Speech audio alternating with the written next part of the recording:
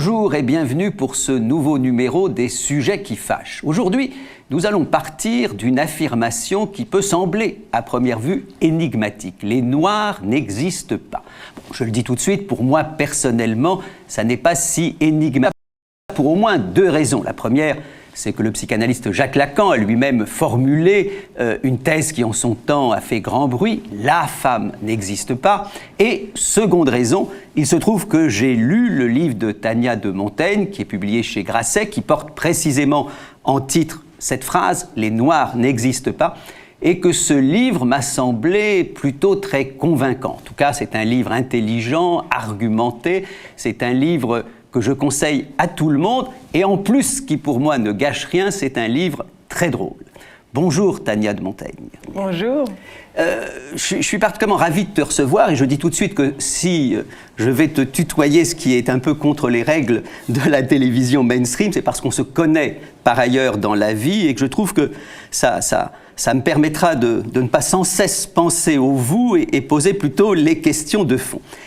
Pour commencer, on peut peut-être jouer un petit jeu. Je vais te poser quelques questions. Essaye d'y répondre, si tu peux, par oui ou par non. Ok. Est-ce que tu es une femme? Oui. Est-ce que tu es française? Oui. Est-ce que tu es républicaine? Oui. Est-ce que tu es une écrivaine? Oui. Est-ce que tu es noire? Alors, là, je dirais oui et non. Je dirais oui s'il n'y a pas de majuscule, indéniablement, et je dirais non s'il y a une majuscule. Donc, on est au cœur du problème, majuscule ou minuscule, et en effet, sur le titre de ton livre, « Les Noirs n'existent pas », c'est avec une majuscule. Qu'est-ce que ça change, la majuscule, lorsqu'on parle de ceux qui ont comme couleur de peau le noir? Alors, ça change deux choses, en fait. Si on est dans la minuscule, on admet que c'est un adjectif et que donc il y a plein d'autres choses qui vont pouvoir définir mon identité et qui viendront quand on commencera à parler. On rajoutera des adjectifs et peut-être on aura une petite idée de qui je suis. Il y a du mouvement.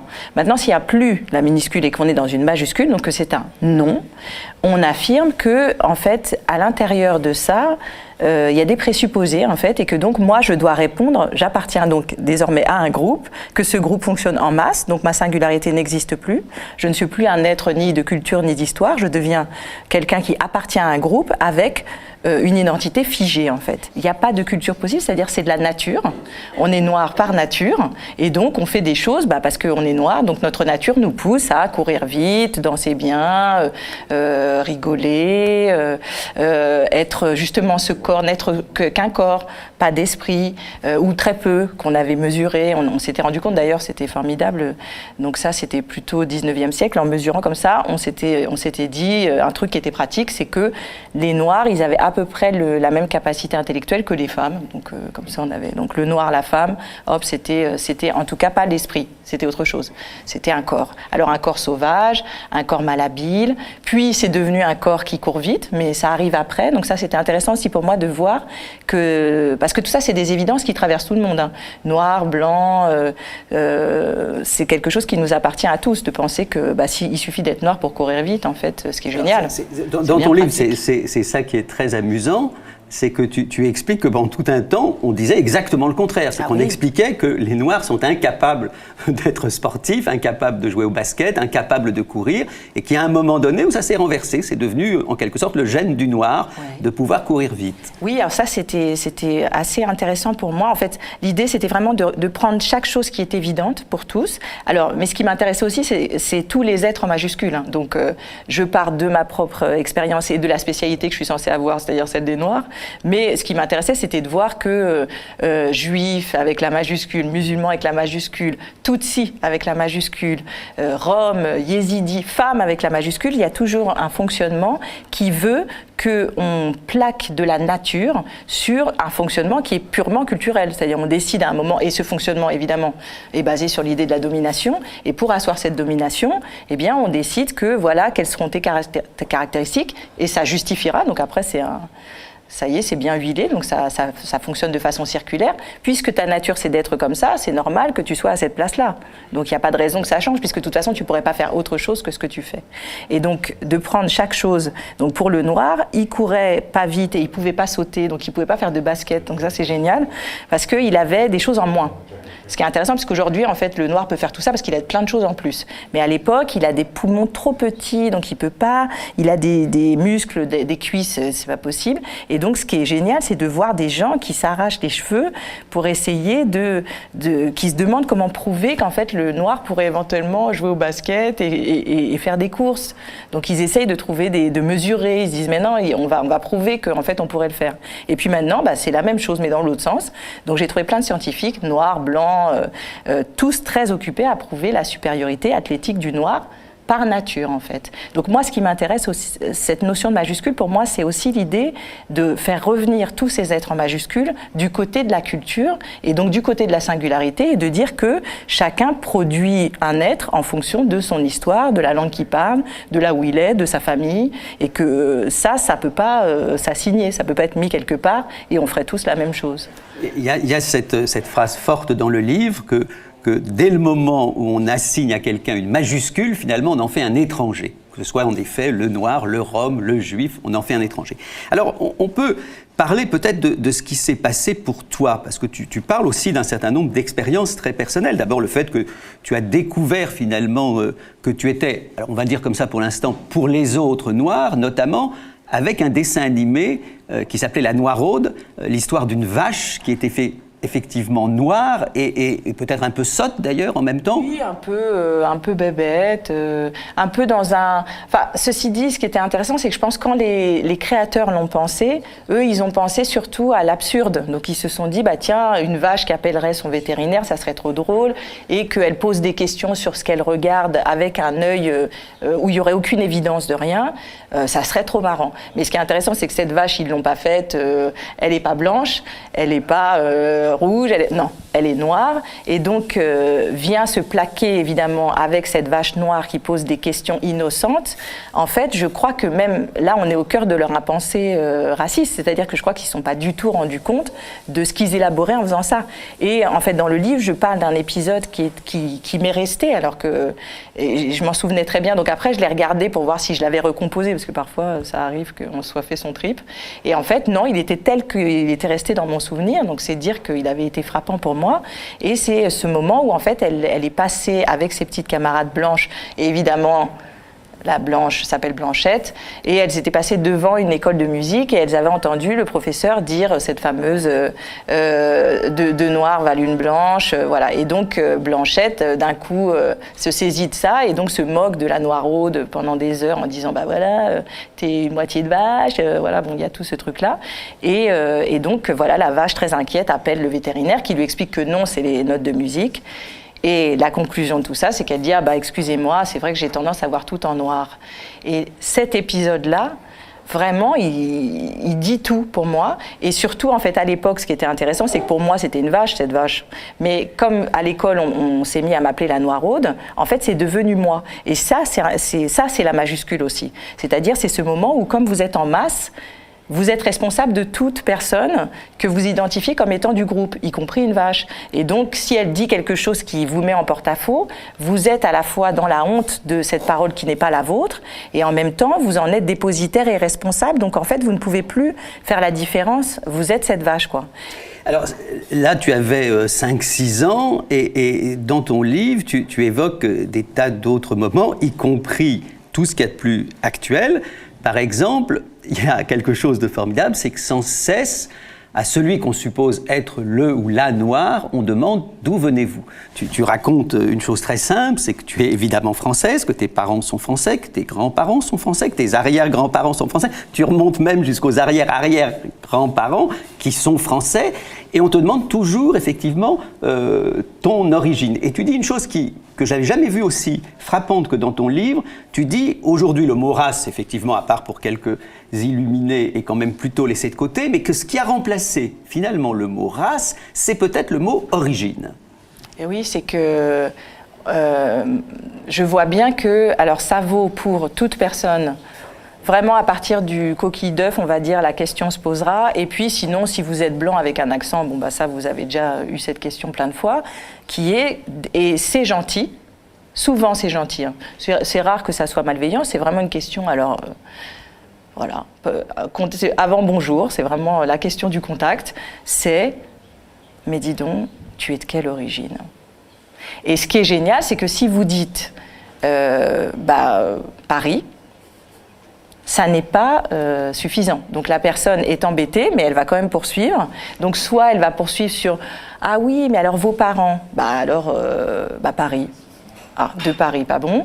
Et même une fois, j'ai eu une dame qui, là, elle était au bout du rouleau, parce qu'elle avait fait tout, les parents, les grands-parents, n'y arrivaient pas. Et donc elle m'a dit « Oui, mais... » Voilà. Il y avait ce truc-là de « Oui, mais... » Voilà. Et en fait, dans ce « Oui, mais », il y a bien cette histoire qu'il faut trouver...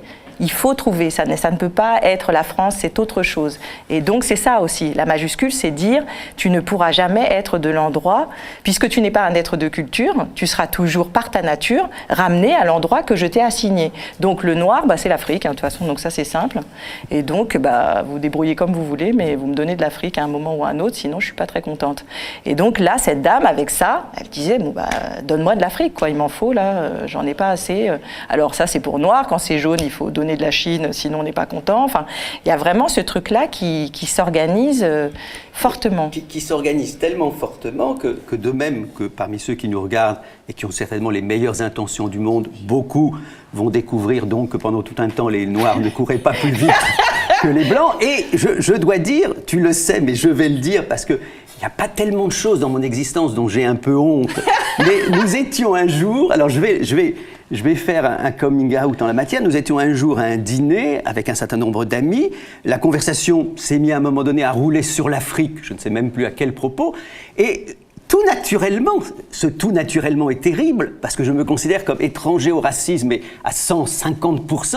À un moment, on parlait de l'Afrique, et je me suis tourné vers toi, comme si tu avais une expertise particulière sur le sujet. Et je dois dire que j'ai eu honte. On en a ri sur le moment, parce qu'évidemment, ça m'est apparu aussi vite que, je l'espère ensuite, ça a disparu. Mais il y a quelque chose, effectivement, sur cette question des origines qui est terrible. Et tu évoques un autre aspect des choses qui est aussi frappant. Tu t'appelles Tania de Montaigne, donc il y a un nom, plutôt prénom à consonance russe, et puis un nom tellement français qu'évidemment, on fait référence au grand écrivain.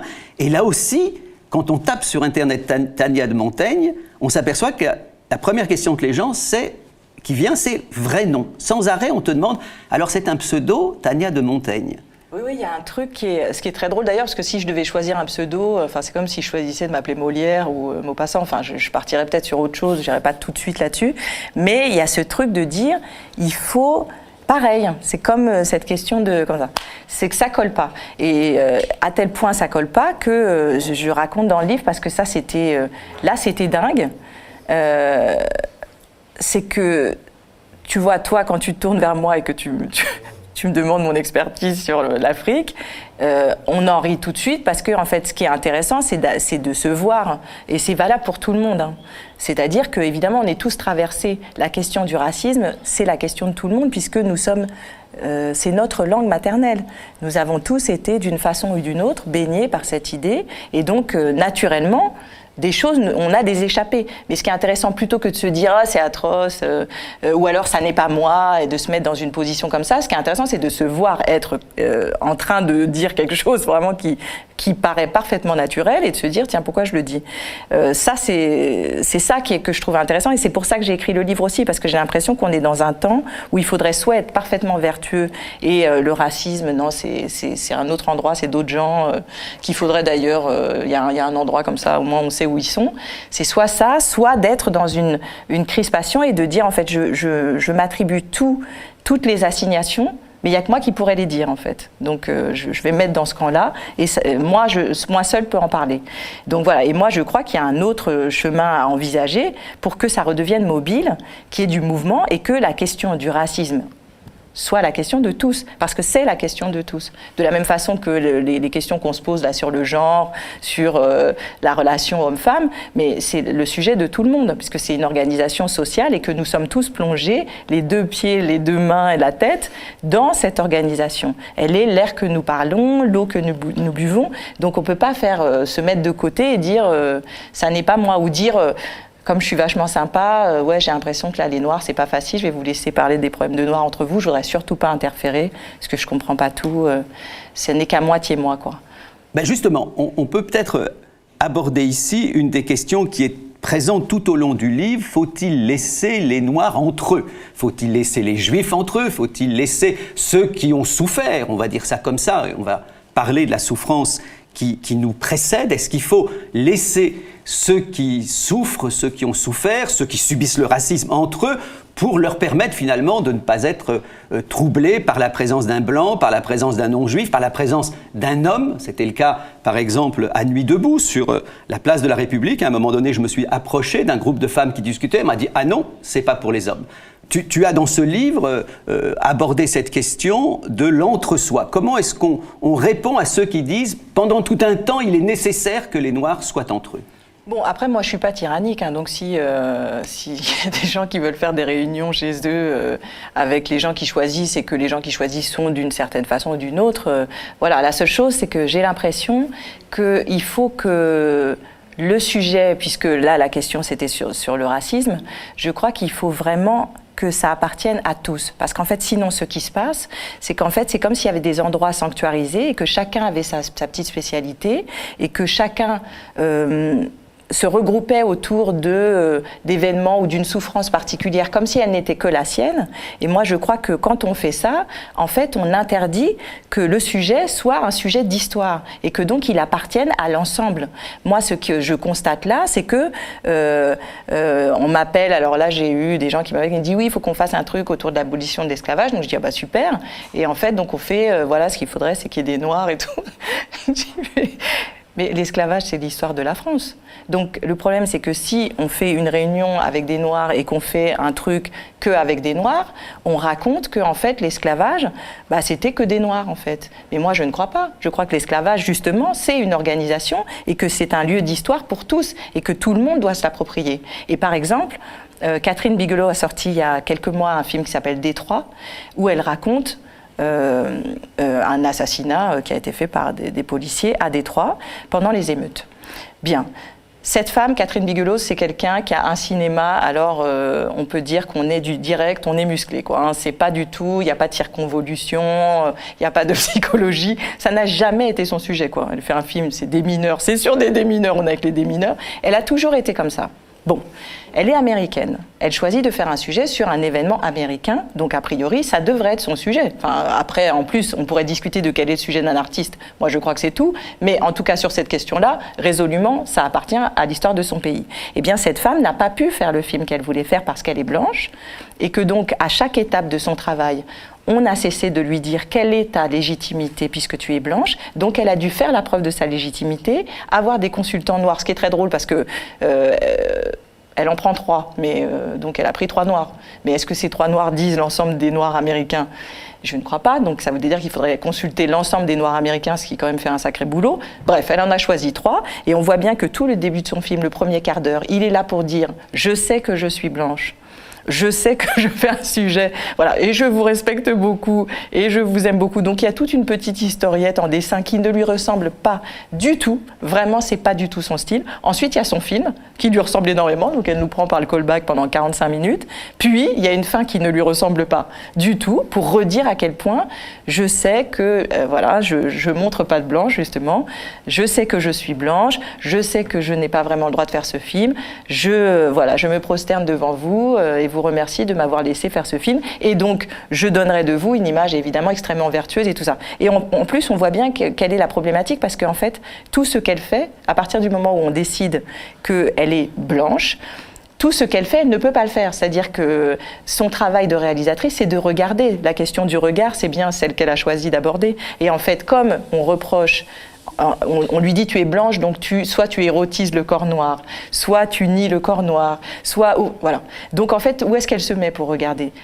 Nulle part. Donc en fait, ce film est un film, un demi-film de Catherine Bigelow, et en tout cas, l'art a disparu. Il y a plus. Et ce qui est très drôle, c'est qu'en revanche, quand Steve McQueen, le noir, pas le blanc, le réalisateur fait le film 12 Years a Slave, on ne pose pas la question de comment il regarde, alors que lui, vraiment, il est dans la jubilation, c'est un doloriste, donc il a vraiment un travail sur la chair, le corps, la souffrance, le sang. C'est son sujet, ça a toujours été son sujet, en tant que vidéaste, c'était déjà son sujet, mais à la base, il est britannique. Donc sa compétence sur l'histoire américaine, si c'était ça la question, mais on voit bien que ça ne l'est pas, puisqu'on suppose que comme il est noir avec une majuscule, il sait toutes les souffrances de tous les pays du monde, donc on ne va pas lui demander comment il regarde, et est-ce qu'il y a un problème, est-ce qu'en tant que Britannique, il a un avis pertinent sur l'esclavage américain.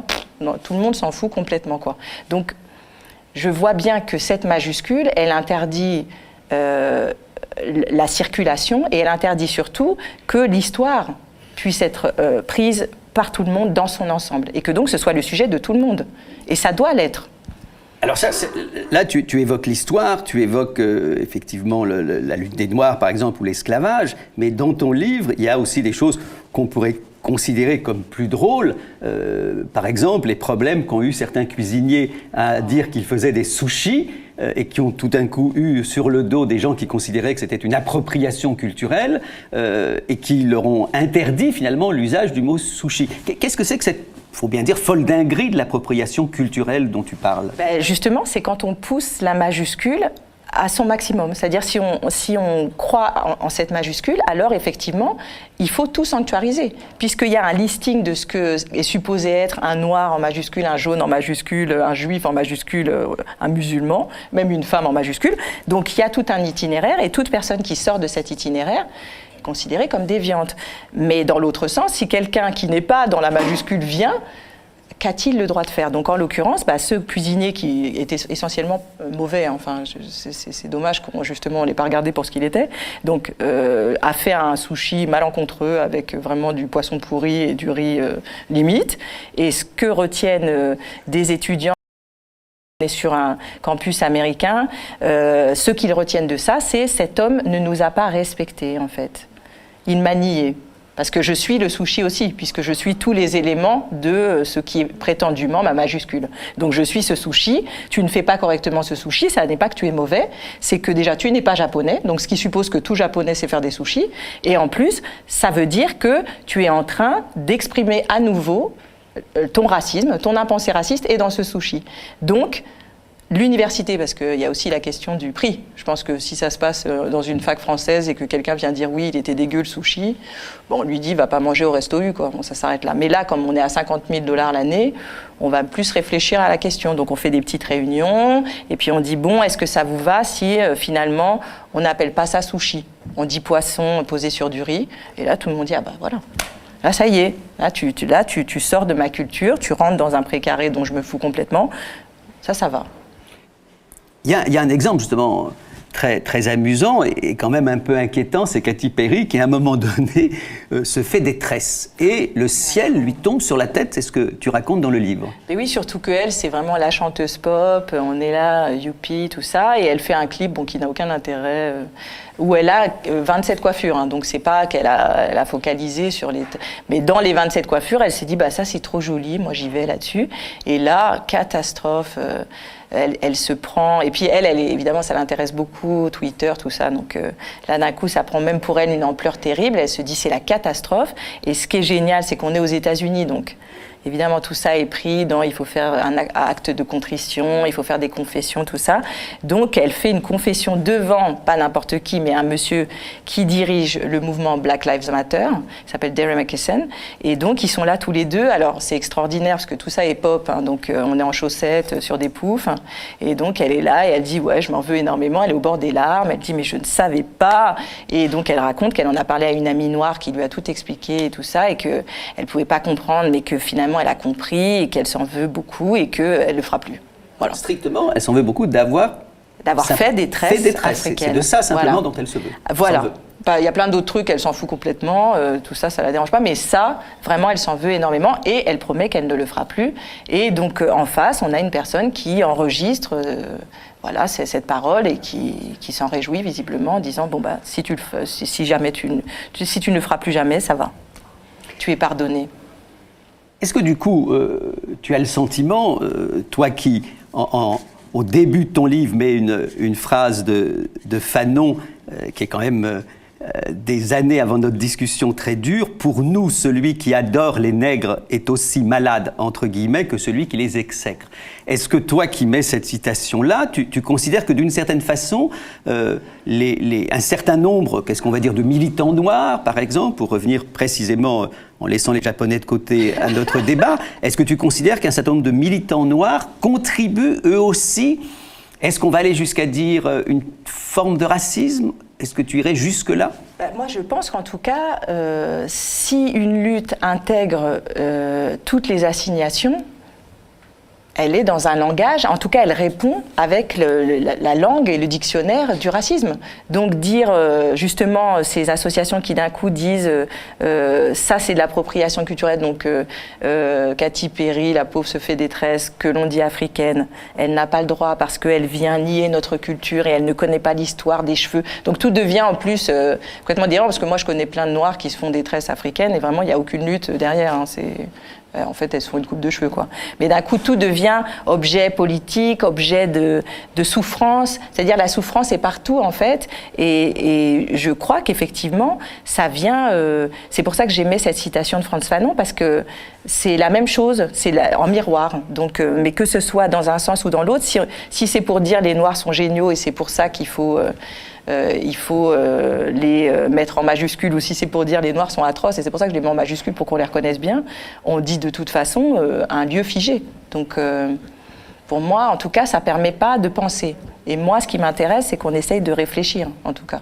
Alors tout ça, tu l'expliques bien, ton livre est encore plus précis évidemment que notre discussion. Il y a peut-être juste une chose qui pour moi reste problématique, c'est que dans la lutte, par exemple, des Noirs à l'époque de Martin Luther King ou des Black Panthers, ça n'a quand même pas été complètement indifférent qu'à un moment donné, les Noirs, j'allais dire, tordent la barre dans l'autre sens, de façon exagérée. C'est-à-dire qu'un mouvement aussi de lutte, parfois, provoque peut-être, crée parfois un certain nombre d'excès. Est-ce que tu ne considères pas que parfois il est nécessaire d'aller un peu trop loin et de faire du coup exister le noir avec une majuscule, que c'est peut-être un moment transitoire? Sauf que ce qui est très intéressant, c'est que quand Martin Luther King prend la tête du mouvement qui va devenir le mouvement des droits civiques, donc au moment du boycott, quand Rosa Parks fait le geste de ne pas céder son siège, la pensée, et c'est ça qui est très puissant, c'est-à-dire le premier discours qu'il fait, il se positionne dans un truc très précis. C'est pour ça qu'on choisit Rosa Parks et pas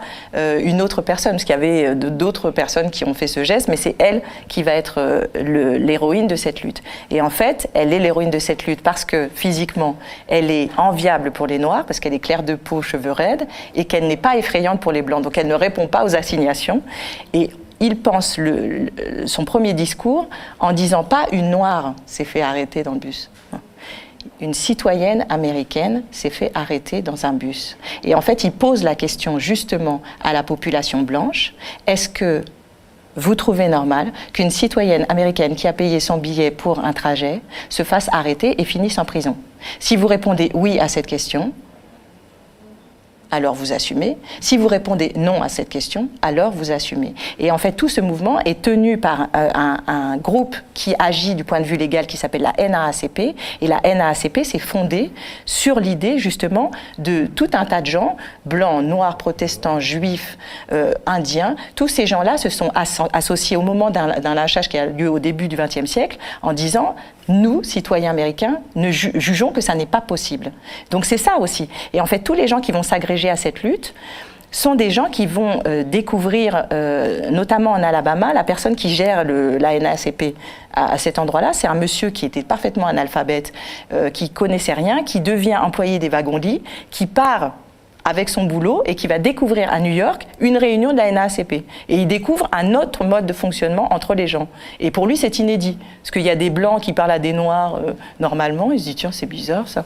Et donc, Il va se dire, moi je vais monter une antenne. Et c'est par lui que des choses vont arriver. Donc ce qui est intéressant, c'est justement qu'à un moment, il y a une transcendance et que des gens décident que la question, c'est celle du pays et de la citoyenneté. Et est-ce que c'est recevable?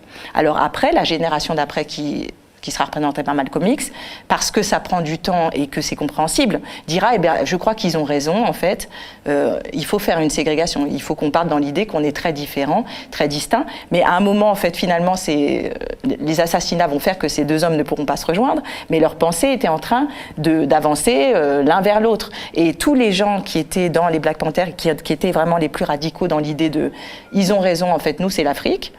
Bon, beaucoup sont partis, notamment au Libéria, et en fait, ils se sont vus arriver là-bas et constater qu'ils étaient américains. Donc, ils ont reproduit des choses parfaitement américaines dans un pays parfaitement africain, et ils ont constaté ça, violemment d'ailleurs. Donc, justement, je crois qu'il y a des temps de lutte qui vont avec les époques, et je ne dis pas que ça n'est pas c'est comme ça doit être. Mais en tout cas, la trajectoire, elle est toujours, j'ai l'impression, dans l'idée qu'à un moment, des gens sont obligés de traverser ce qu'ils sont pour dire, écoutez, moi, en tant que citoyen de ce pays, ça n'est pas recevable.